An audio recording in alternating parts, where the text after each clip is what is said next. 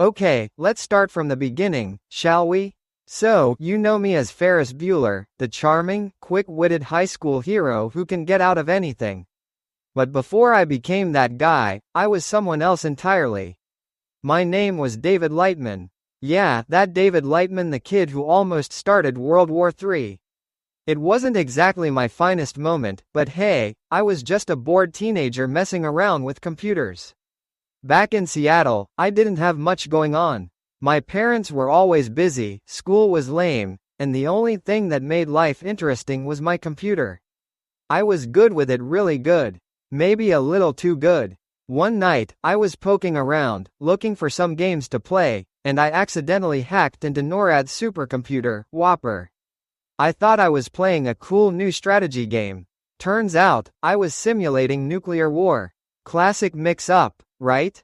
Fast forward a few panic-filled days, and I'm working with the military to convince this glorified calculator that war is pointless. I mean, who else is going to save the world but me? Anyway, we managed to avoid total annihilation, but the fallout, pun intended, wasn't exactly what I expected. The government wasn't thrilled about a teenager outsmarting their entire defense system. They didn't arrest me or anything, but they made it clear that I was a liability. My parents? Oh, they freaked out. To protect us, they agreed to a government relocation program. We packed our bags, changed our names, and moved to Chicago. David Lightman disappeared, and Ferris Bueller was born. My sister Emily became Jeannie, and my parents? Well, they tried to pretend none of it ever happened. Now, here's where things get interesting. Moving to Chicago was like hitting the reset button on my life. Back in Seattle, I was just some awkward computer geek. But in Chicago, I had a clean slate. Nobody knew me, and I could be whoever I wanted to be. So, I reinvented myself. I traded in my floppy disks for a leather jacket. I figured out pretty quickly that high school is just one big system, and like any system, it can be hacked.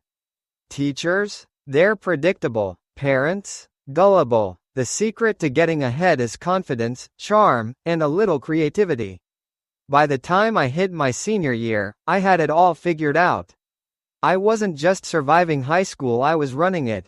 Everyone loved me. Teachers, students, even the lunch lady. Well, almost everyone. Jeannie, yeah, not so much. She didn't buy the Ferris Bueller act for a second. She knew the truth that deep down, I was still David Lightman, the kid who got us uprooted in the first place. She never let me forget it. But life wasn't all smooth sailing. I met Sloane, my girlfriend, and she was incredible. Smart, gorgeous, the whole package. But if I'm being honest, part of me always wondered if she was just another person I was fooling. Could she see through the Ferris facade? Did she know about David Lightman? I never wanted to find out. And then there was Allison. You might know her as Allison Reynolds from Shermer High, but back in Seattle, she was Jennifer Mack, my first girlfriend. When my family changed our names, she had to as well. We didn't have a choice. The government didn't think it was a good idea for us to stay together, and they made sure of it. I didn't fight it. I mean, I was young, stupid, and maybe a little too eager to leave my old life behind. But Allison? She never really forgave me. When we bumped into each other at Shermer, she was different, closed off, cynical. I tried to apologize, but she wasn't having it. Can't say I blame her. Now, you're probably wondering how all this led to the greatest day off in history. Well, by the time my senior year rolled around, I had one goal: to make my mark. I wasn't just going to coast through high school, I was going to own it. And what better way to do that than by pulling off the ultimate skip day? I had it all planned out. Sloane, Cameron, and I were going to have the time of our lives. And we did. We sang Danke's Showin' in a parade, ate at fancy restaurants, and even outsmarted my principal, Rooney. That guy, let's just say he was determined to catch me, but he was always one step behind. For one glorious day, I wasn't David Lightman, the kid who nearly ended the world.